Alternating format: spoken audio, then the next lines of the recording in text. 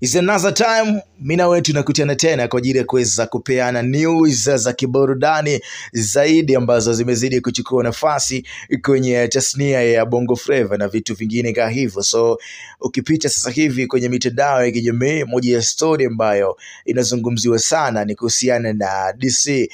Mwijaku mwenyewe mzee wa hala usobana amezidi kuisambaza na kuichafua na kushusha malungu kwa baadhi ya comedians Tanzania kwa situation ambazo wamekuwa wanazifanya. Ameonyesha kutokufurahishwa kwenye hizo moments. So Mwijaku amechapisha kupitia ukurasa wake wa Instagram, na sio posti moja, zaidi ya posti 3 hivi, akisema kwamba comedians kuna kitu anatakiwa kuweza kujifunza.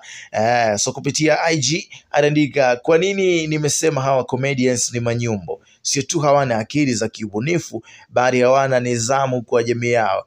Iko haja sasa ya jamii kujua kizazi hiki kama ni manyumbo,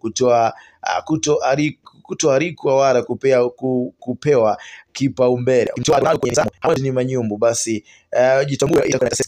Of course watu wengi wameonyesha kutokufurahishwa nayo kwamba baadhi ya comedians kama hivyo utata kinoma kwenye mitandao ya kijamii, na baadhi comedians reaction zao kuhusiana na hii kauli wangesema wangemwacha tu au wangeacha na alikuwa na haja gani kuweza kuzungumza za watu. Maoni yako ni yapi kwenye